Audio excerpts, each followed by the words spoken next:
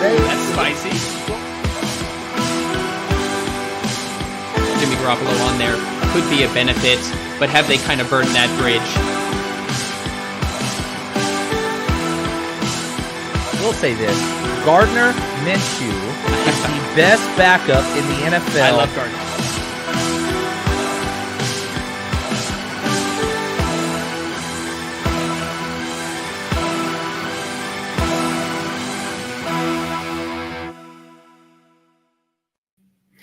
Welcome to 30 Minutes of Football with Legit Football, the only NFL show that gives you everything you need to know about the NFL for the day in just 30 minutes, except on Thursdays, where we do it double the pleasure, double the fun. It is Thursday, October 20th, 2022. This is our live viewer question with a little smidge of Thursday Night Football preview. Joining me, as always, on Thursdays is Rich Jodice, a.k.a. the Pro Football Demon. Rich, man, how you doing? I'm doing okay. I'm not used to being on this side. This is a little... I was running late. I was having mic issues. I didn't realize that we were going to be switched up. Thank you, Anthony. Anthony fixing things as he does. Anthony Wayner, our great producer behind the scenes. You're only doing okay?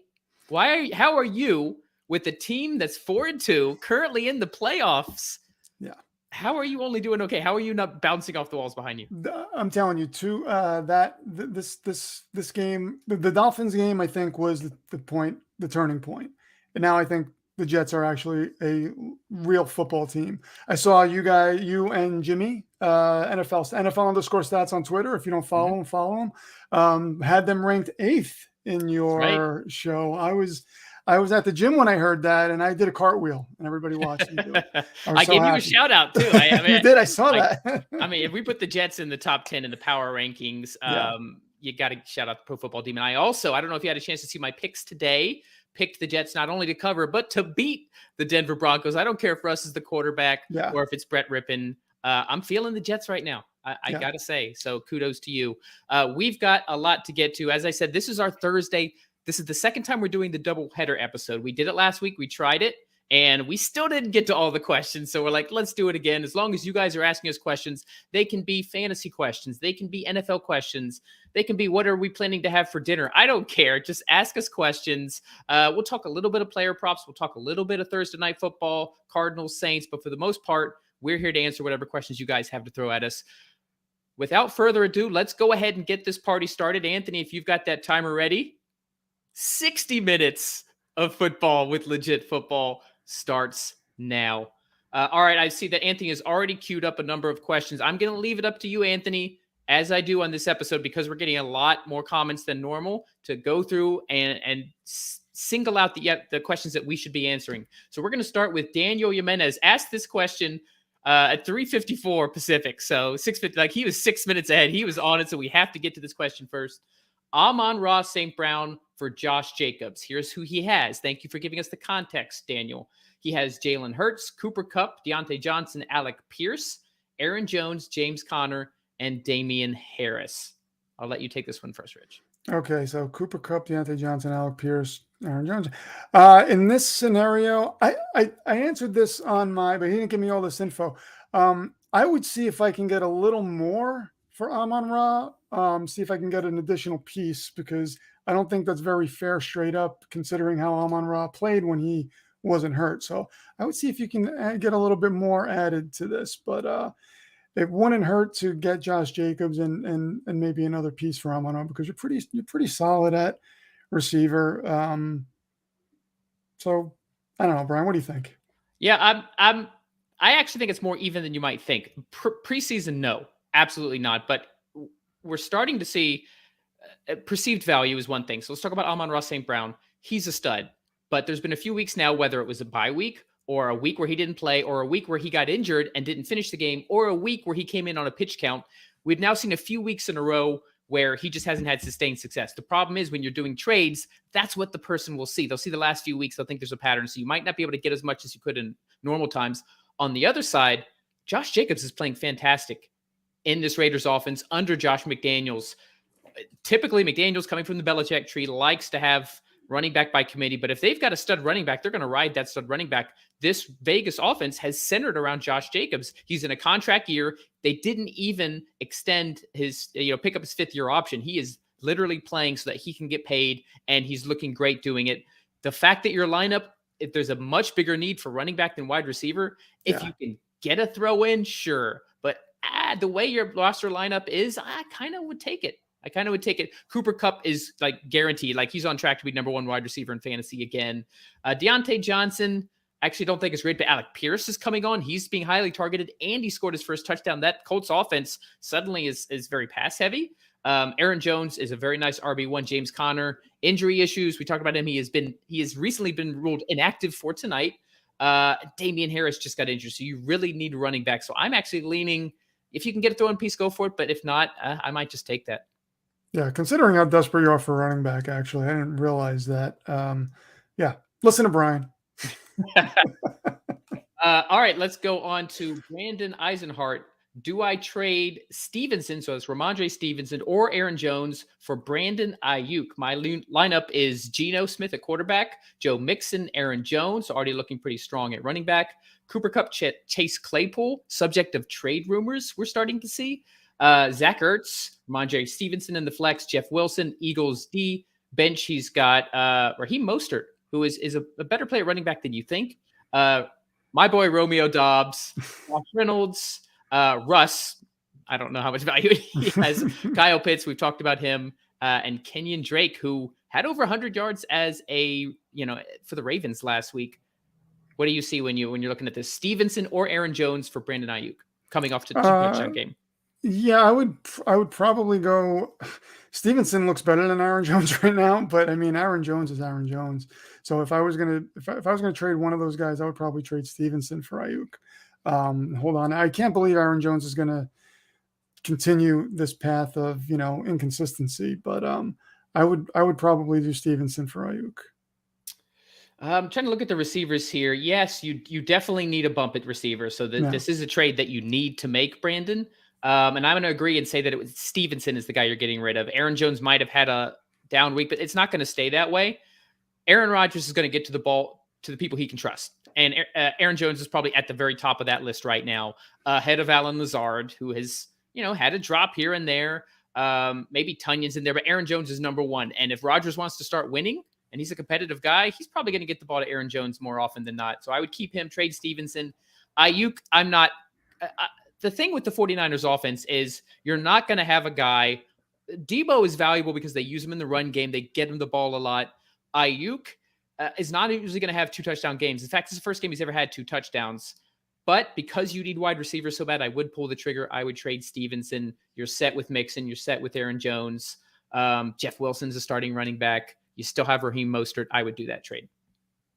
All right, J Dragon 91. I feel like he's on this every week. So shout out J Dragon. Nice to see you in the chat. With Robbie Anderson trade to the Cardinals, which we can talk about real quick. We mentioned it briefly on the Power Ranking show. he gets kicked out of the game. First game with Steve Wilkes as interim head coach. Less than 24 hours later, I don't know if we've ever seen a turnaround like that. I'm sure they were already in talks. He's gone. He's in Arizona. Coincides with the Cardinals losing Marquise Hollywood Brown for a minimum of a month or more. Is he hyped up or hopeful for a breakout with the Cardinals? He definitely gets a bump up from, and this is the best quarterback he's ever played with. And he's had moments with Sam Darnold where he actually looked pretty good. I have a hard time just trusting this Cardinals offense as a whole, though. They don't seem to get into a flow. I think their coach is a dead man walking. So is he hyped for a breakout? I wouldn't exactly call it a breakout. I think maybe we'll see him do more than he did, which was nothing. But as far as calling it a breakout, I don't think I would say that. Yeah, the problem with the situation that he's in now, yes, he's got a quarterback upgrade, no doubt. Clearly the best quarterback he has played with. That's a good point there, Rich. But this is going to be DeAndre Hopkins' offense. Like Kyler Murray has just been counting down the days until he can feed Nuke 15 to 20 targets a game, which, by the way, he used to do. This isn't like he's been desperate and the Cardinals are losing and they like Kyler Murray. This offense actually runs best when they can just hyper target DeAndre Hopkins. He's so good. You can't really slow him down. He's going up against the Saints team that's missing Marshawn Lattimore, so there's no one on that defense that can really stop Nuke. This isn't an injury that he's coming off of. He's perfectly healthy. He's just coming off a suspension. I think we see a big game. FYI, if you're playing player props, go the over on anything involved with DeAndre Hopkins. But the problem is Robbie Anderson is best suited as a deep threat. He did show some time in Carolina when he first joined that he could be a multi-target guy, but no one is getting multi-targets like Hopkins is. So you can't really rely on him for the floor. So you're having to rely on him to catch like a deep ball here and there. Could that happen? Sure. But are you going to risk a starting spot on him? Probably not. So I'm going to side on hyped up. He's got better value than he did last week simply by being on the Cardinals instead of the Panthers, but not a big jump. All right, we have at first I thought it was Kirk Cousins. I'm like, no, that's Christian Kirk. Okay, I got happy. I got excited that there was a Kirk Cousins. Kyle Opatic says Kirk or Dobbs at flex. So we got the Jaguars playing. Let me bring up the schedule. This is why I added this on here. So we've got Jacksonville is hosting the New York Giants, and Romeo Dobbs and the Packers are going to the Washington Commanders. Yeah, I'm going to go Dobbs here. Better quarterback situation. The Giants defense has been playing very well. And Jacksonville, I mean, early on in the season, I thought they were for real, and I kind of don't anymore. I think Rodgers will. I mean, Dobbs had, I think he had 7 targets last game. He's getting targeted. Yes. Yeah. 7 or 8, maybe more. 7 or 8, yeah. So he's getting highly targeted.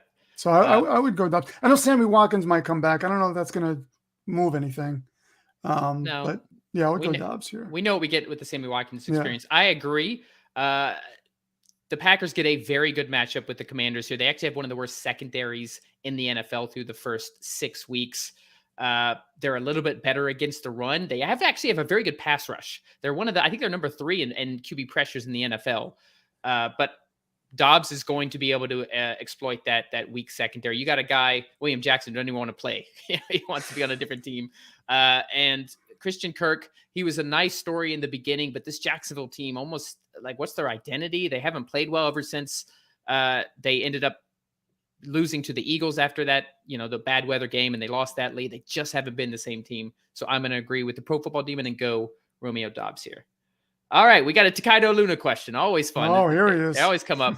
Takaido Luna, with D-Hop back and Robbie Anderson, with wide receiver helps, will wide receiver helps fix the offensive line problem? I think what he's saying is, Arizona's had offensive line issues.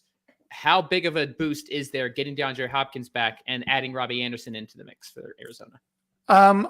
Well, taking into account that Hollywood Brown is injured now, so I don't think this is any better than having Hollywood Brown. Hollywood Brown's a better receiver, much better receiver, in my opinion. So I don't know that would help I don't know that would help the offensive line problems.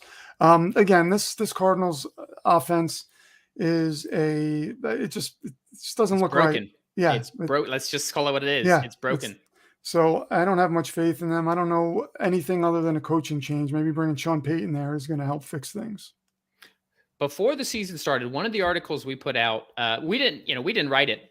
Legit Football, we curate. We find the top stories and we bring them to you. But there was a story on ESPN about coaches on the hot seat. Cliff Kingsbury is one of those. So I tweeted that out after we put it in Legit Football. I got a ton of heat. Oh, they just signed him to an extension. Michael Bidwell doesn't do that. He doesn't get rid of people at that soon. Yeah, but they're like 3-9 in their last 12 games going back to last season. They had an epic collapse after being the number 1 seed at the halfway point last year. They just lost to the Seahawks 12-9 against couldn't put up a single offensive touchdown against one of the worst had been one of the worst defenses. This offense is broken. This Cardinals team is broken. I do expect them to look better with DeAndre Hopkins. I actually picked them to win and cover tonight. It's only 1.5. Just because I think you're going to see a couple DeAndre Hopkins touchdowns, and I don't think the Saints are good enough to keep up with that. But long term, does that have anything to do with the offensive line? No. They can't really run the ball. I like Benjamin slightly better than James Conner, but he's not going to be the savior there. The point, I will say this, whenever Hopkins has been in the lineup, this offense has looked so different. So different. Even knowing where the ball is going, he's that good, and Murray has a very good connection with him. So I do expect the offense to look better simply because of that. But what that does the offensive line. They just lost Justin Pugh. They lost one of their starting guard for the season. Their offensive line is actually going in the opposite direction. All right, let's see. What else do we have here? Kaido Luna again. Should I start Matthew Crawford? I can't tell if that's a real question or not, so I'll let you take that one, Rich. Can you give us some context here, Takaido? I don't believe Takaido actually rosters Matthew Stafford because he hates him so much. But, we would need more data. Over who? Who are you going to start him? I would start Geno Smith over him. There are a bunch of quarterbacks that I would start over Matthew Stafford. But if we're looking at maybe even Bailey Zappi. And at this point, why not, But yeah, I would need a little more data. Who else are we talking about? And the Rams are on bye. So I mean, I really do. Well, there you go. This was just Takaido wanting to say Matthew Crawford and wanted to getting on the show. Congrats, Takaido. We put it on there for you. Anthony started, so I read it. Okay. Moving on. Big Iguana. Pick 2. Montgomery, Rondale. So David Montgomery, Rondale Moore, or Jeff Wilson? David Montgomery and Jeff Wilson. Again, we talked about the Cardinals. We don't have to reiterate that again. Have a hard time trusting this offense, trusting them to get into a rhythm. We know that the Bears love David Montgomery. They're going to give him the ball. And Jeff Wilson had a little bit of a hiccup last week, but I trust him to get you more fantasy points than I do. I think that's more of a sure thing than Rondale Moore would be. The first thing I'll say is none of these guys have good situations right now. Montgomery has been great, but they're going up against the Patriots. Like, all you have to do to stop the Bears team. Like, we know you just got to stop the running game for Chicago because the pass game isn't anything. If we know it, Belichick not only knows it, he's schemed up 30 different plays to shut down their run game and make Justin Fields beat them. Not a good setup for Montgomery. We just saw it with Nick Chubb last week. Rondale Moore, we talked about the situation in Arizona. DeAndre Hopkins is going to get hyper-targeted. I just don't see a lot of volume there for him. And Jeff Wilson, they're playing the Chiefs, which means they're probably going to be playing from behind. Even with that good defense, they still have a fair amount of injuries. Wilson could always get like a goal line touchdown or something like that. But if I'm picking 2 of these, I'd have to agree at Montgomery and Wilson just because they're starting RB1s versus Rondale Moore, who is a little bit more of kind of like a dart throw. All right, so sticking on Big Iguana, trade Dalvin Cook, and Jeff Wilson for Joe Mixon. I'm not doing this. Really? Okay. Mixon. Well, Joe Mixon has also had his. I know Dalvin Cook has, but Joe Mixon has had his share of injuries in the past. I think Dalvin Cook's a stud, and Jeff Wilson. Like you were saying, he can get a goal line touch here and there. I don't like these deals where you're trading a stud and another piece just to get another stud. I know Joe Mixon is a stud, but I don't know that I would do this. I like the security of having Dalvin Cook and Jeff Wilson. Yeah, I think I think the value isn't there. I'm not as high on Cook at this moment and I was very high on him in the preseason. I even mentioned, I think on this show, that one of the reasons that he underproduced last year was just lack of touchdowns. And that's something that tends to correct. He typically gets in the 8, 9, 10 touchdown range. He had 3 last year. But it's how they're utilizing him in this offense, whether it's the blocking scheme. He actually gets less. We were told in the offseason, we put articles out, Dalvin Cook's going to be used in the passing game in this Kevin O'Connell offense. And that hasn't happened. He's not really getting targets. He's really just been a straight running back. And short of that long touchdown against the Dolphins, if he doesn't score that, he has a very, very bad fantasy week last week. So he hasn't been all that efficient.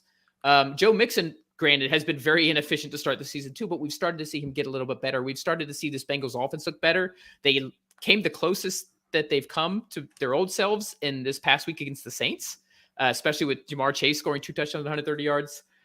But throwing Cook and Wilson in there, the value isn't there. Like, I'm not giving up 2 starting running backs as thin as the position is to get Joe Mixon, who hasn't been that much better than Cook. And one thing I want to point out too, and I get a lot of questions about Jonathan Taylor. When you have these studs that are struggling, sometimes the second half of the season is a completely different story. It's a tale of 2 different players. So I believe when we see a guy like Dalvin Cook be inconsistent and struggle, I think at some point you're going to get a stretch of like 3, 4, maybe 5 games where he just nails it. And, I know, like you said, last year, he only had 3 touchdowns, but with a stud, that's what I tend to look for. That's why I live and die by that rule. Always start your studs. Yeah, like I said, I don't. If it's Cook for Mixon, heads up. I don't know, maybe, but Cook and Wilson at this point, that's too much that you're giving up. Yeah. All right, the elite. Someone trading Justin Jefferson and Noah Fant for Cooper Kupp. Should I accept it? So somebody is offering you Justin Jefferson and Noah Fant for Cooper Kupp. Yes. Yes, accept it. Let me elaborate, because I don't necessarily have. My instinct was not immediately accept it. Let me know why you think that. It's accepted because I think Matthew Stafford isn't right. I think Matthew Stafford is injured. I said that before the season when we were hearing about this whole elbow thing. I think they were downplaying that. He doesn't look right to me. I know Cooper Kupp is a stud, but Justin Jefferson is right there with him. And then you're getting Noah Fant, who is actually seeing targets in that game. I'm sorry, in that offense. And Geno Smith has been playing extremely well. And tight end it's just so desolate this year. So I think if you can get Cooper Kupp for Jefferson, I mean, to me, that's kind of an even swap. And then you're getting Noah Fant on top of that. That's why I'm like, take it. I'm going to look up Noah Fant's production because I don't think that he has been all that productive. No, he's had 7 points. He's getting targeted is what I'm saying. So targets can lead to more targets down the line. He's been pretty consistent around the 7-point range. So this is ESPN standard scoring. So PPR 1 point. He is tight end 19. And he did have this past game, he had 7 targets, but every game before that, he's had less than that. He's had 4 targets, 2 targets, 4 targets, 1 target, 5 targets, only a single touchdown on his 1 target back in week 4. So my point being, I don't really put a lot of value in Noah Fant. So then we're just talking Justin Jefferson versus Cooper Kupp. I actually still rate Cooper Kupp higher because of what we've seen for this Vikings offense. They're not explosive. They're just not. Jefferson has had a couple weeks in a row earlier in the season where he didn't produce much. Kupp has not, as bad as Stafford has been. Kupp is still producing. That actually makes me feel better about Cooper Kupp. If Matthew Stafford can throw more interceptions than touchdowns, if he can have the kind of season he's having and the Rams don't look good and Kupp is still producing, like this guy is matchup proof. Yeah. He's situation proof. And Justin Jefferson, as good as he is, and Jefferson's ceiling is slightly higher than Kupp's. And if we're talking dynasty, forget it. It's Jefferson all day. But I'm assuming redraft. Yeah, I wouldn't do that. I would hold on to Kupp. I don't see a value for Fant. I mean, tight end 19. Who's your tight end now? They can't be that much worse. Let me say one thing about Fant, though. We did see that 7 targets last game. And sometimes when you see something like that, that trend can continue. And I think he's 24 years old. Sometimes it takes these tight ends a little while to, I mean, he's in a new offense, on a new team, with a new quarterback. And then sometimes when we see that game where he gets targeted and we start to see there's a little bit more of a comfort zone there, we might see that trend continue. So I'm not saying weigh this massively because of Noah Fant, but I don't think there's much of a drop-off between Kupp and Jefferson whatsoever. I think there's more of a chance of Stafford missing games. And if Stafford missing games, will Kupp be quarterback proof? I mean, he wasn't. I had Cooper Kupp on fantasy when he had Jared Goff, and for a while he disappeared. So, I think Stafford targets him. Stafford has been known to do that with stud receivers. We've seen him do that with Calvin Johnson. So for me, it's Jefferson and Fant, but that's why this is great. That's why we have different opinions. Yes. If we always aligned, this would be a boring show. I would want a little more. Like, to me, even if you view Jefferson and Kupp as equal, like, why do the trade? Noah Fant does not bump, to me, the meter at all. So I would want something to bump the meter. It's like, why do that? Kupp has a better floor. Right. This is a weekly game. If we're talking redraft, you need to win an individual week. So that floor is important. So the fact that Kupp has a higher floor and could easily have a big game too. Though. He's shown it. If you look at the stats, I think he's never had more than or less than 15 fantasy points. Jefferson's had a couple weeks this season where he had less than 10. Yeah. So that right there is your floor. Jefferson might have a higher ceiling because he can be absolutely explosive, but Kupp has a pretty damn high ceiling too. I would want a little bit more. I don't need a lot more. I don't need some stud running back. It can still be a depth piece, but tight end 19, Noah Fant, we've kind of seen him. He's never quite gotten there. 1 game 6 weeks in against the Cardinals But he's 24. That's what I'm saying. He is But 20, but sometimes it takes these tight ends a while. Yeah, and Dynasty, that's why I said in Dynasty, Yeah. I'd be smashing accept. Yeah. There's plenty more time, because even if he doesn't produce this year, you've still got time for him to kind of have it click. And Jefferson is younger and is going to be a stud for years to come. But redraft, I would want a little bit more. All right, take that. I don't know if that helps you, Elite. We gave you two strong, completely different opinions. Feel free to, Elite, if you throw into the chat later, maybe some other pieces that this guy has with Jefferson, maybe we can give you an idea for a counter. Yeah. All right, so let's go. Ethan Hoffman, 62, Chase Claypool or Tyler Boyd? I might chase those Chase Claypool points from last week. Who are they playing this week? I think the Miami Dolphins on Sunday Night Football. Okay. At Miami, it's East Coast, which means that the whole heat advantage goes down, because it'll be after the sun goes down. That is a thing. You saw the sideline last week with Minnesota and Miami. Yeah. It was 30-degree difference. And the Bengals are playing the Falcons at 1 o'clock. I got the Pacific time. I'm on the Pacific Coast. If you guys are on the East Coast, you're like 10 a.m. Football starts at 10 a.m. on the West Coast. It is a beautiful thing. All right, so those are the matchups. Who are you going with, Rich? I usually don't chase points, but because it's Tyler Boyd on the opposite end of this, I'm probably going to chase the Chase Claypool points. I don't think we've seen Tyler Boyd have a game like that this year, have we? He did. He is capable of that, but it's usually when one of the other two receivers, Higgins or Chase, is out, and that's not the case. They're both on track to play. Chase is reinvigorated, at least last week, with his 2 touchdowns. Boyd is much more of an underneath receiver. He's typically he'll get some PPR points as a slot receiver. Claypool has the higher touchdown upside. So it's like floor versus ceiling. Yeah, I'm with you there. There's not a big enough discrepancy. I would also go Claypool. I would chase the points, chase the touchdown upside. Oh, we got a Taysom Hill question. Jeb Armstrong, Taysom Hill or Kyle Pitts? What question is this? I love it. And it's valid, but it's crazy. Yeah. Rich, what do you think? I am not sitting Kyle Pitts at all this season. I'm not sitting him. He's got that upside. You're going to sit him. He's going to have 10 receptions for 375 yards and 8 touchdowns. I mean, that's the risk you run when you bench a guy like Kyle Pitts. So, especially for Taysom Hill, who, like we said last week, we've seen him do this. We've seen him have a big game. He's running back, he's quarterback, he's doing all these different things, but it's just so inconsistent. I feel much more confident in Kyle Pitts' ability. And I think I have to think at some point Arthur Smith is going to make Kyle Pitts more of a focal point in this offense. So, yeah, I'm not benching Kyle Pitts under any circumstance. So it's not so cut and dry for me. This is going to sound crazy. Taysom Hill is the ceiling play here. Kyle Pitts is the He can throw play. Touchdowns. He can throw touchdowns. He can run touchdowns. He can catch touchdowns.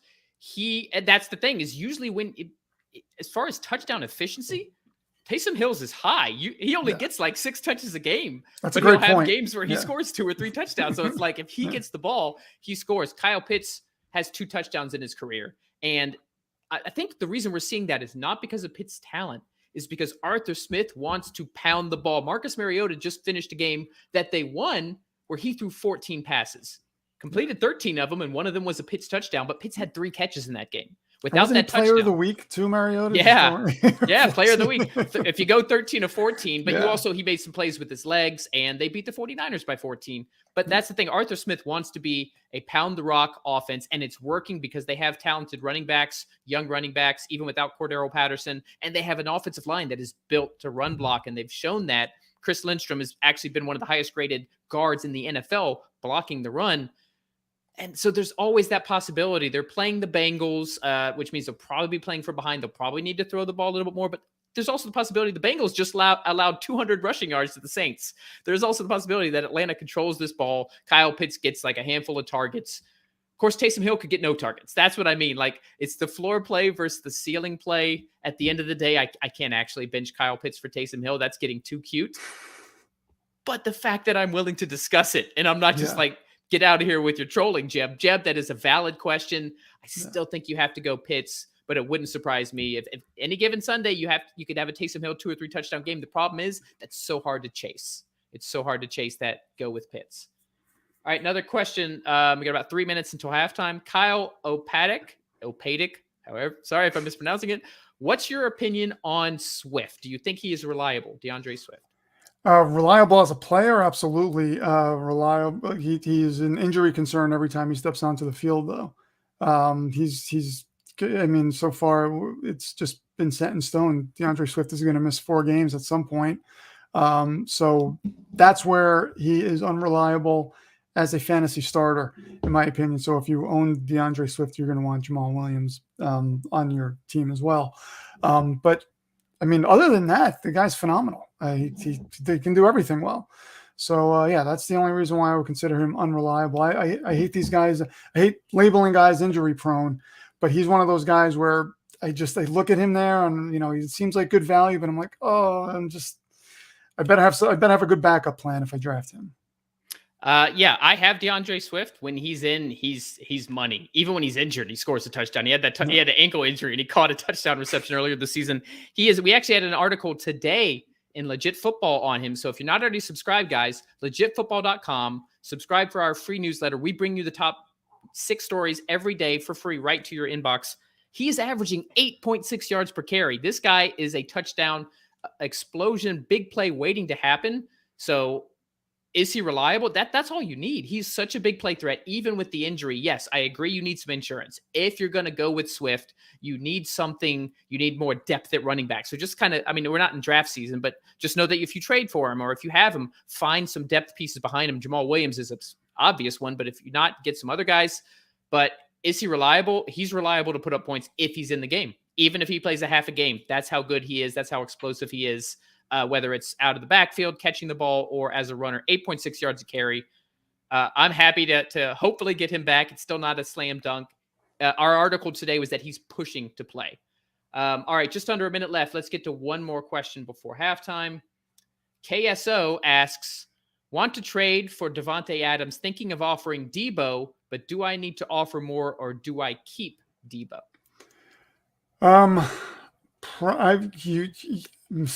I don't think they'll take Debo straight up for Davante Adams. Right. Agreed. So see if you can add a smaller piece to that, or take a look. It'd be tough. It'd be nice to see what that guy had on his roster, so we could maybe kind of see where he's hurting and what you might be able to offer. But yeah, I think you're going to have to offer more than Debo to land Adams. Yeah, I think you should get Adams for Debo if you can. I don't think you should keep Debo. Adams, higher floor, higher ceiling all the way around. That San Francisco Niners offense, unfortunately, is a little bit hamstrung as far as points, whereas this Vegas team can put up points, and Davante Adams is one of the best receivers in the NFL. All right, I want to say real quick on halftime.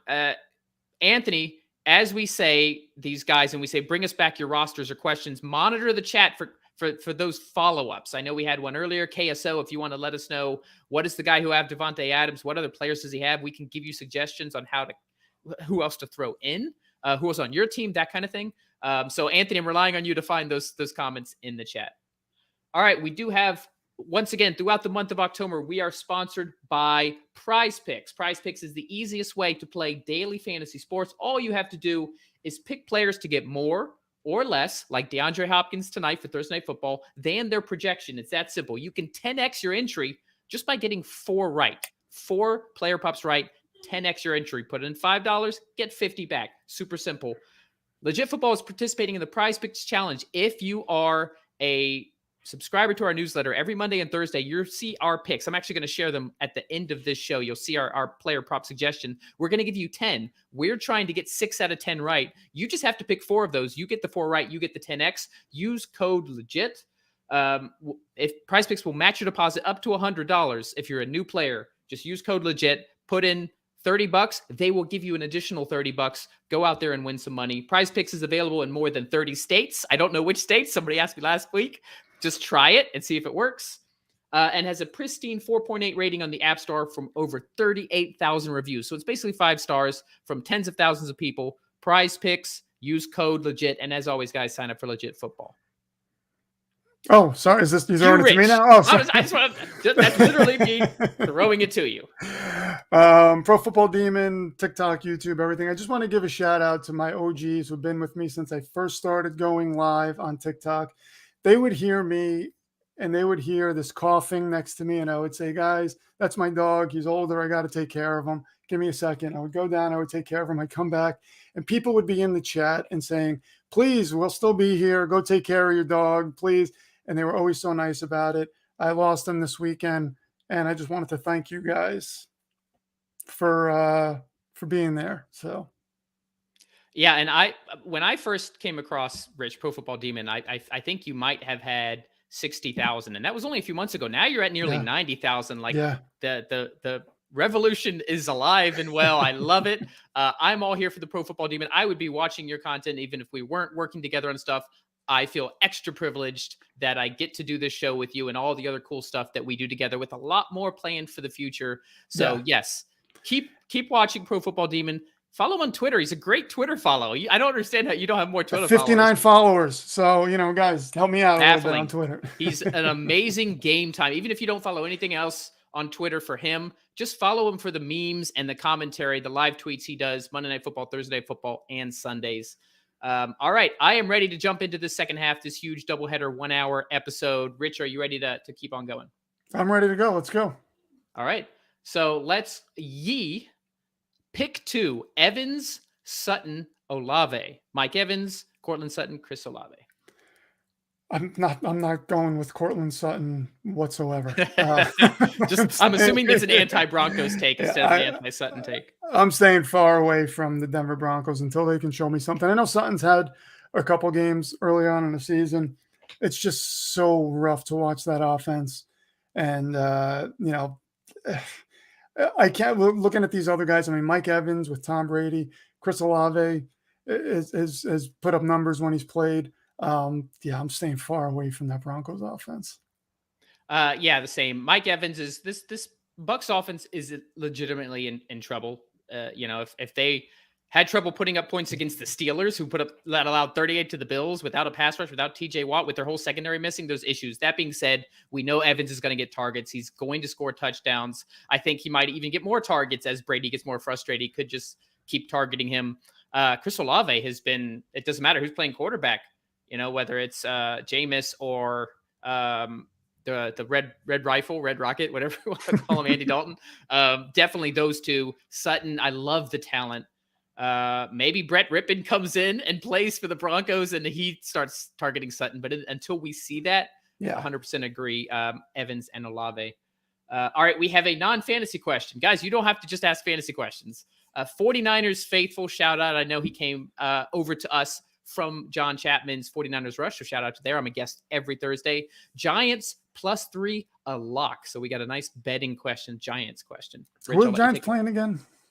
The Giants are playing the Jaguars, I believe. Yes, at Jacksonville, and Jacksonville is favored. Jacksonville 2-4. The Giants 5-1.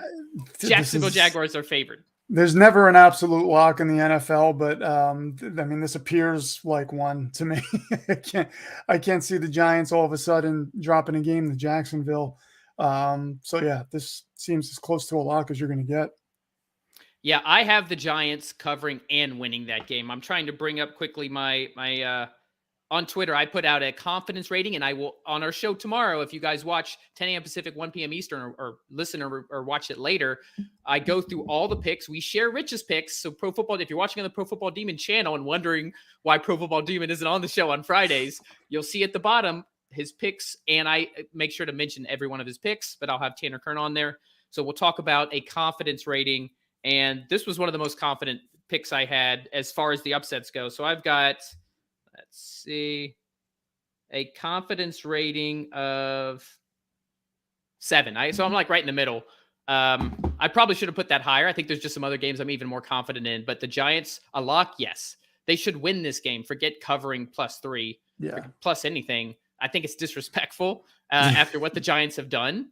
Knocking off the Ravens and the Packers, 2 playoff caliber teams, and they're underdogs to the Jacksonville Jaguars. So, strange. We are in lock there. All right. Maybe Vegas knows something. Maybe they do. Peyton Taylor, we got a Tua question. Do I start Tua this week? Now I'm gonna go on a Dolphins rant for you for a second. Let's do it. I'm ready. I've got thick skin. Not to defend the Dolphins in any way, but all of a sudden there's this narrative that the Dolphins aren't a good team. They looked virtually unstoppable when Tua was their quarterback. He goes down, and then they showed they were human. They beat the Buffalo Bills. I mean, that wasn't a fluke of a game. Tua was a big part of the reason they won those games. This wasn't a Jets situation where the team is coming together and they're winning games and the quarterback's getting, throwing for like 100 yards. Tua was playing his ASSS. No, how many S's do you want to add to that? You can add as many. He was playing well when he was in there. So the only concern I would have as far as starting Tua is I think he hit his head both those times. If you have back-to-back concussions like that, you are more susceptible to concussions going forward. That would be my only concern for him also. But concern starting him is him getting hit, him hitting his head again, and then seeing something happen, something unfortunate happen. But in terms of his talent, I think this guy's for real. I think he is, the driving force of this offense. And he's shown that it's not just a plug and play offense. You can't just put anyone in there, and because they have Tyreek Hill and Jalen Waddle, it's going to pop. No, Tua is the real deal. He's hyper accurate. So, apart from that injury concern, I would start him. Yeah. So I addressed the Tua injury issue earlier this week. It might have been yesterday's Power Rankings. I can't remember which episode we talked about it on. Maybe it was Tuesday. I think it was Tuesday. They went through extra scrutiny.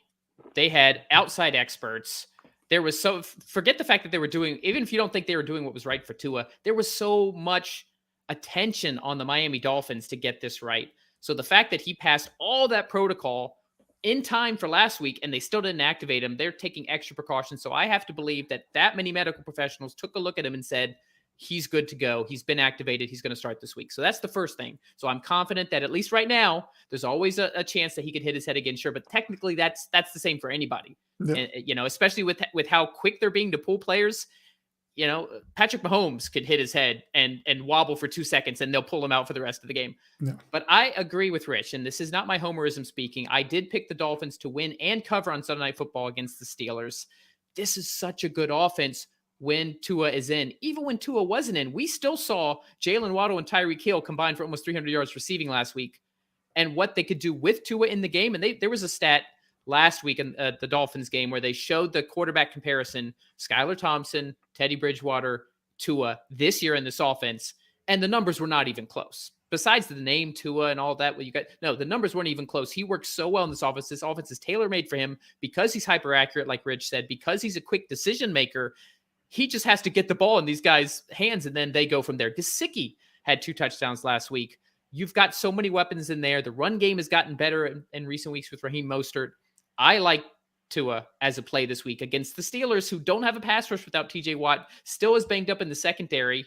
I don't know what's up with the Bucs. I think that was more a reflection of the Buccaneers' problems on offense than it was the Steelers' defense suddenly getting right. I think this is a very good game for Tua to come back on because he's not going to be up under as much pressure as he would and against other pass rushes, or if TJ Watt was in this game. So I like Tua in this game. I think he'll put up some points. I'm feeling pretty confident to watch my Dolphins in primetime on Sunday. I like Dolphins rants. I thought I was just going to let you go.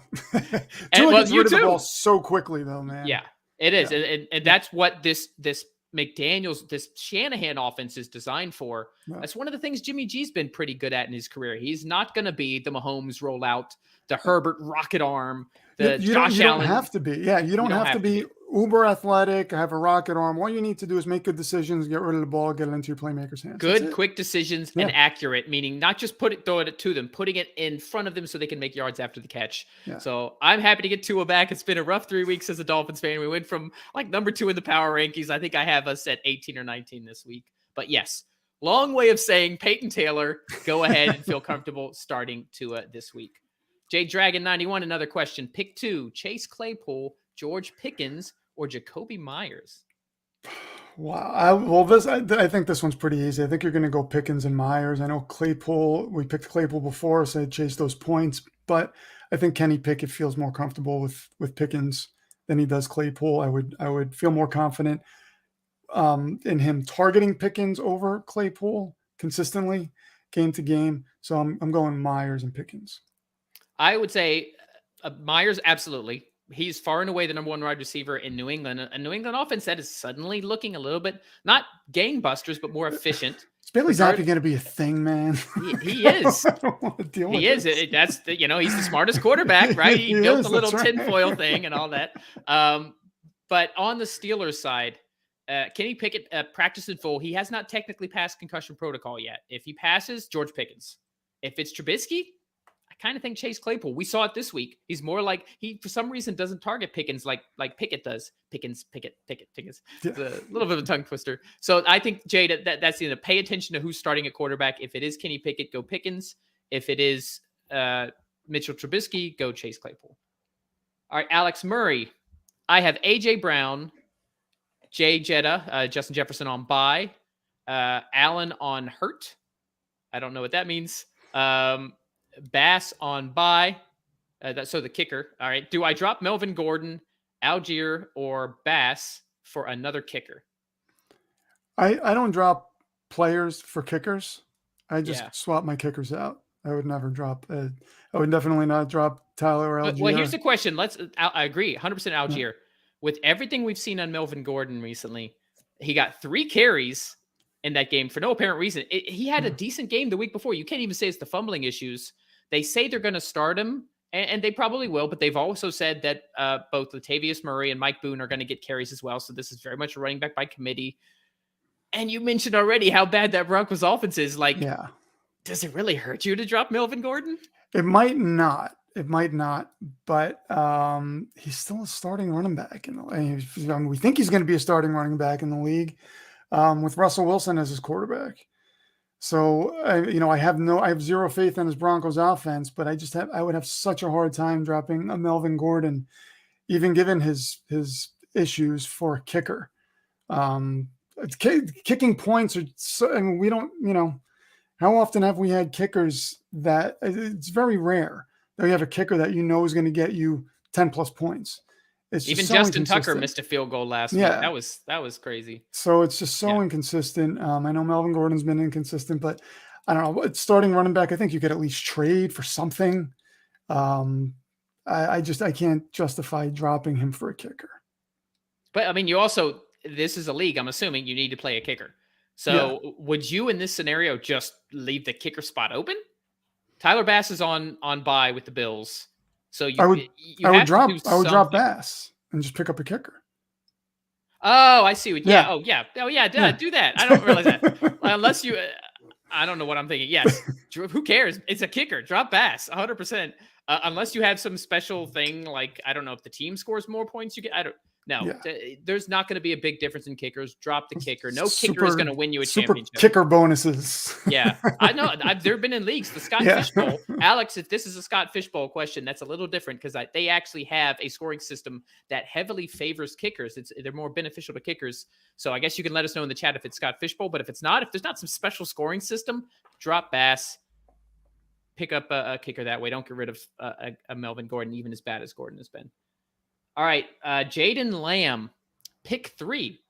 Jonathan Taylor, Austin Eckler, Alvin Kamara, or Breece Hall? Okay, it's Eckler and Hall, absolutely. I'm in the camp where I'm not sitting Jonathan Taylor, especially after we saw, I forgot who the backup was last week who went off. Deion Jackson. So if Taylor's playing, I'm starting Taylor. I'm always starting Taylor. He was the first overall pick in drafts for a reason. He's struggled. He's going to go off at some point. So I'm going Breece Hall, Eckler, and Jonathan Taylor. But I will say this, Jaden, please spell Breece Hall's name right. Let's not have this disrespect where we throw a Z in there. Well, see, I wanted to ask, that's what I was going to say, is Breece Hall kind of has a ring to it a little bit. It sounds cool, but his name is Breece. So okay. This is coming from the Jets fan. I'm not gonna argue. If he wants to call Breece, you call him Breece. I'm in agreement here. I'm not high end Kamara in general. He has been playing better lately. Eckler's a slam dunk. Breece Hall is just. We still haven't seen his ceiling. I think he's only up from here. And Jonathan Taylor, they're gonna get right. The Colts already looked better last week. They really got the running back. Deion Jackson was involved in the pass game a lot. I think he had 10 targets or something crazy like that. Matt Ryan threw the ball 58 times, so everybody had 10 targets. But yeah, so I'm in agreement. Eckler, JT, and Brees Hall, those are the three I would be rolling with. Tight end question. Ethan Hoffman, 62. David Njoku or Gerald Everett? I'm probably going Gerald Everett. This is I wouldn't hate it if you went Njoku, but I would go Gerald Everett. I think Justin Herbert targets him pretty heavily.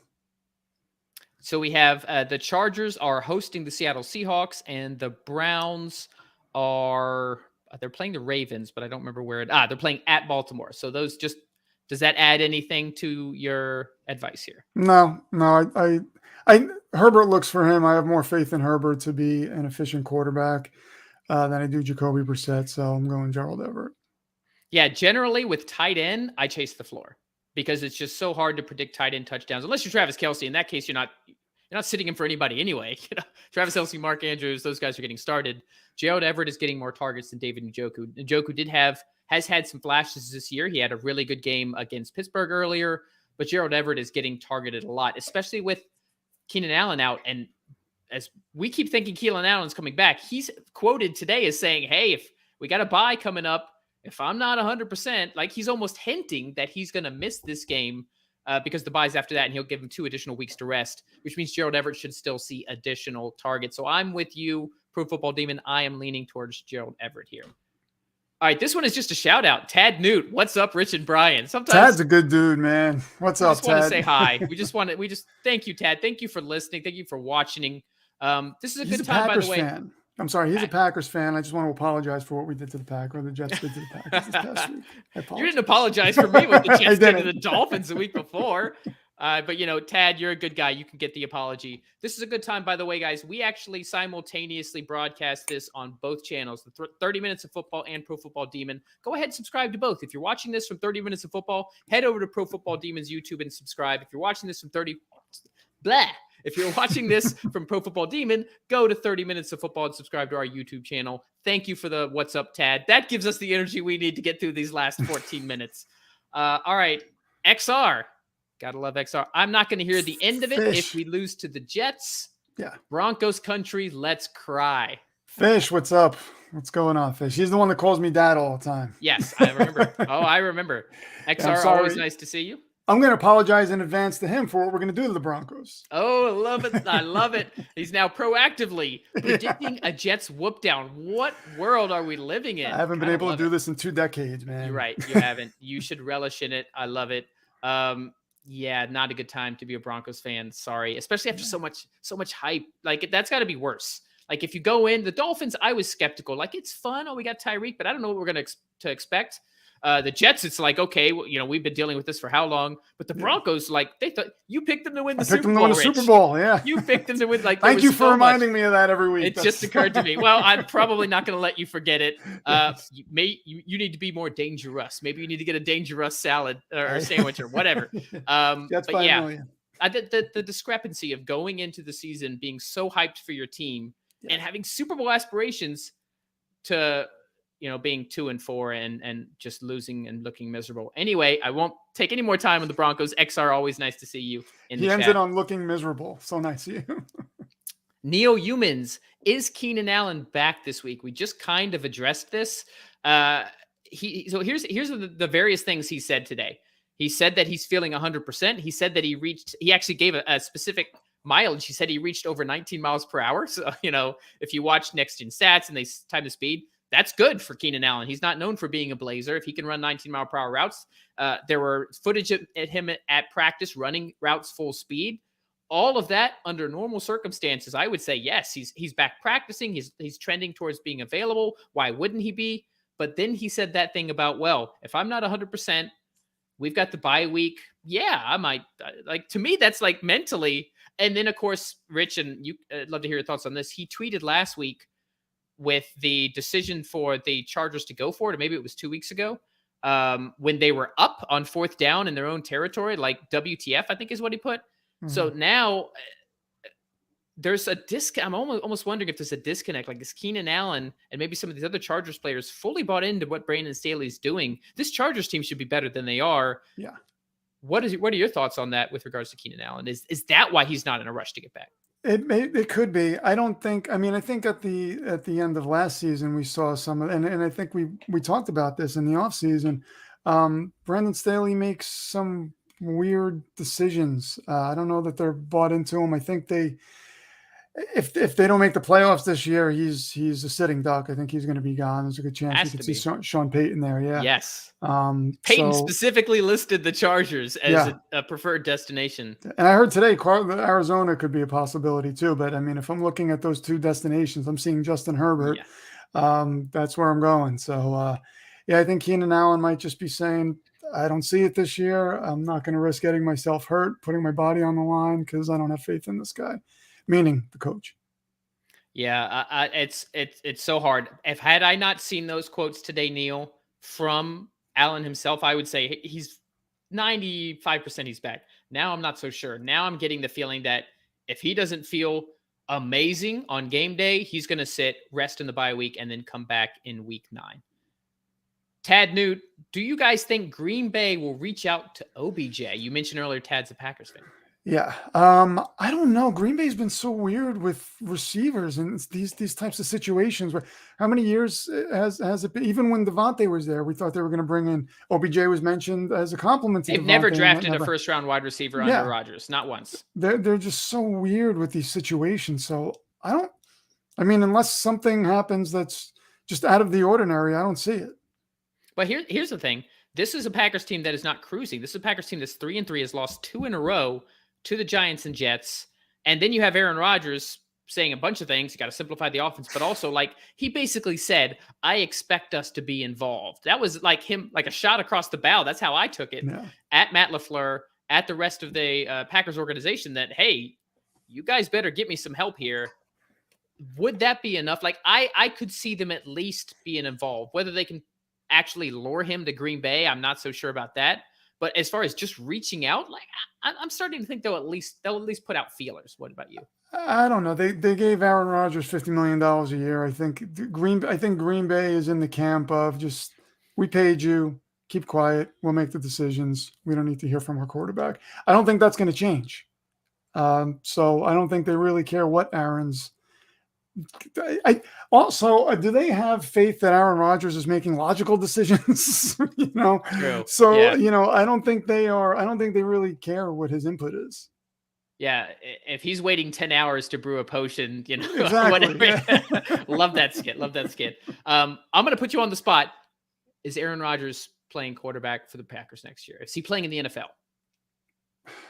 I think he is. I do think the guy enjoys playing football. I think he enjoys playing football. I think he wants to let the world know when things go wrong, hey, it's not because of me. I'm doing my job. I'm a stud. It's because there's incompetence everywhere around me. I think that's what he wants to make perfectly clear. Okay, fair enough. Big Iguana, James Robinson, or Travis Etienne to start. One of the Jaguars running backs. Etienne. Robinson looks like now again in the offseason we talked about these guys coming back from these Achilles injuries and how wonderful science, medical advancements have been. But it looks like a lot of these guys are losing their burst. These guys he started off so hot too. He started off hot, but he doesn't look like he still has the same burst that he did early on in the season. So I don't know if that's the injury. It's just a data point I'm looking at. But Etienne looks like the better running back. I'm going to ride that as long as we can. I don't think there's going to be any turning back. I think Etienne is the better running back. I think he has a better skill set. He's faster. So, and he has more familiarity with Trevor Lawrence from their college days. So, I'm starting Etienne over Robinson. I'm actually looking to shop Robinson if I can, especially in Dynasty. From a talent perspective, 100% agree with you. My issue here is how they're using these guys. They are still very much splitting the duties here. I think Etienne is far and away more explosive. Like that there's no question there. He has been much more efficient as a runner, starting to show as a pass catcher too. But Doug Peterson, they're not giving him more opportunities. So my question is on the opportunity side. I would still start Etienne because you're chasing that ceiling once again. But like, why is he not getting those opportunities? Why is he not getting 15 to 20 touches a game. Like this is your guy. So I would still start ETN, but it's not as much of a slam dunk simply because they're just not giving the ball enough. And they should. Maybe the Jacksonville would have won some of these games. Maybe they would have beat the Texans a couple weeks ago. I think a lot of coaches are scared to give guys heavy workloads for fear that they might get injured, and then they're stuck with one running back. Yeah, but at the end of the day, you do that and your team loses. It's like some point. It's where logical coaching has to come in. This is true. We don't see that happen often. Good point. All right. Ethan Hoffman, 62. Trevor Lawrence has been very inconsistent for fantasy this year. Would you bank on Deshaun Watson playing well when he comes back from his suspension? Deshaun Watson is somebody that I have just sitting there on some of my teams where I don't have a stud quarterback for that reason. You could go either way, obviously. I mean, he's on a talented team with this is the best offensive line I think he's ever played behind.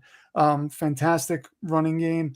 He's got a stud receiver. He's got a nice tight end. So everything is there for him to succeed, and he has been a top 3 to 5 quarterback when he's played. The only question about Deshaun Watson is time away from the game going to hinder him in some way. So that's a very big possibility. If it does, I don't know that we're going to see it on a Russell Wilson type level where he looks horrible. I think we might see it for maybe a couple games, but then I think he'll start to get up to speed. With the running game the way it is, they don't have to. I mean, is he going to be worse than Jacoby Brissett? I don't think so.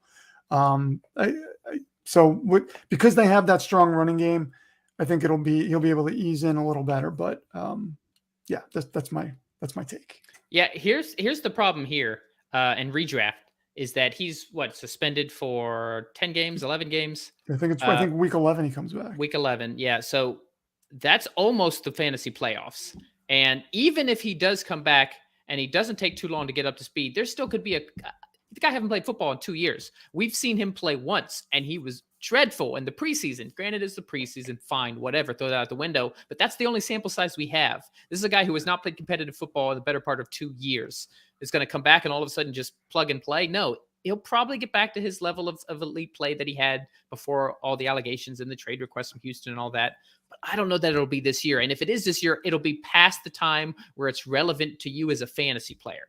Like maybe by week 14, 15, he starts looking like his old self. Well, by that point, you're either in the championship game or you're not in the playoffs. And it's, you can't then, you don't want to have a player starting for you right at that point. It's like, no, ride the guys that have gotten you there. Don't get cute. And Lawrence has been inconsistent, but he's actually been a lot more productive lately. He may not be doing lights out, but he's been running for some touchdowns, 3 touchdowns. I don't know that if you have Lawrence and you have Deshaun Watson sitting there, it's not a bad option to have just to see what happens. Yeah, I would probably still continue to ride Lawrence unless you can get another quarterback for a good price. He's not the worst starting quarterback right now. So I think your question is, do you just stick with Lawrence or do you try to make a play for another quarterback?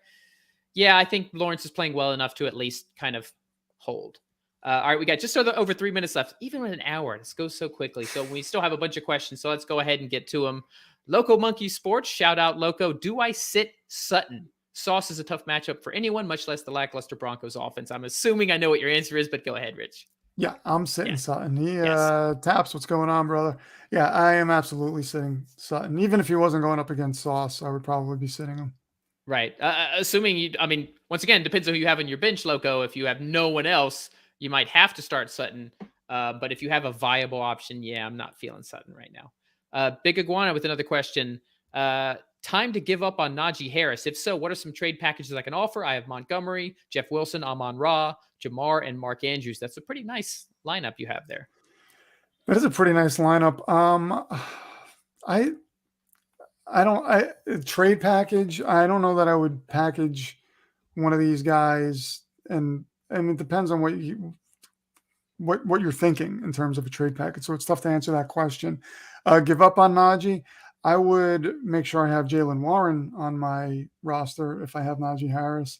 But again, this is a guy who you can trade him, and then would we be shocked if he started putting up fantasy numbers next week? So that's where I kind of sit on Najee Harris. So yeah, I think we've seen enough from Najee to know that time to give up on him. Sure, if you can get something back for him. I Yeah. don't think I think we've seen the best this year, and that's not good. We're gonna do a lightning round. We got 1:45 left. So, Local Monkey Sports, Pickens, Cooks, or Sutton? That's Brandon Cooks. Brandon Cooks. I think I'm going Brandon Cooks. Yeah, I think you got the best bet there. Houston passing offense looked a little bit better recently. Gavin Wilbur, pick 2. Jonathan Taylor, Breece Hall, Damian Pierce, Ramondre Stevenson. Jonathan Taylor and Breece Hall. Yeah, same JT, Breece Hall. I really like Damian Pierce. If this is, but yeah, don't get cute. All right, Gavin Wilbur with another question: D-Hop or Waddle? D-Hop. I don't know. As much as I think D-Hop's going to light it up, we don't have any data on him this year. Waddle is. Wasn't he injured? Waddle. Yes, he was injured, but he still had over 100 yards receiving last week. He still played fine, even with the injury. Fine, D-Hop. Okay. Moving on. Young Demons. I don't know if that's like a call out to you. Who knows? Do I start Rondale Moore? Plain and simple. No. Yeah, unless you got nothing better. Agreed. Nate Haiti. Choose 3. Damian Pierce, Zeke, Ken Walker, Godwin. Damian Pierce, Ken Walker, and Chris Godwin. Yeah, agreed. Zeke had a touchdown and 1 long run. That's not sustainable. Back to Young Demons. Do I start Rondale Moore over Curtis Samuel? That's a more interesting question there. Oh, Taylor Heineke, maybe. I think I would go Curtis Samuel, even though he looked like garbage last week. Yeah, I'd also go Samuel there. D-Hop's going to get all the attention. And finally, 10 seconds left. Eno or Zeke? Eno. I don't feel Slam happy it about down it. with James Conner out, Darren Williams out. They've got Keontae Ingram, a rookie. No, go Eno Benjamin against the Saints. We did it, Rich. We made it through another hour-long episode. There's a bunch of stuff in the chat that I didn't see. I'm trusting Anthony.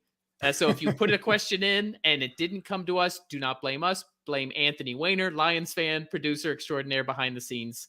All right, so the game, Thursday Night Football, is about to start.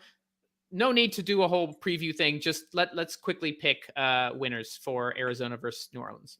I'm going Arizona.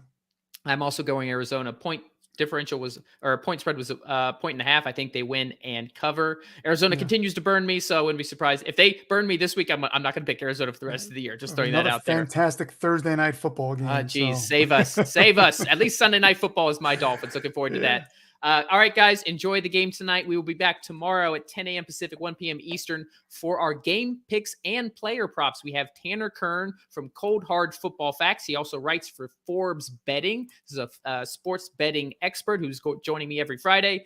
Make sure to check that out. Subscribe to both our YouTube channels, 30 Minutes of Football and Pro Football Demon. Thank you for listening and watching. This has been 30 Minutes of Football with Legit Football. Enjoy the game. Hopefully, we'll see you tomorrow.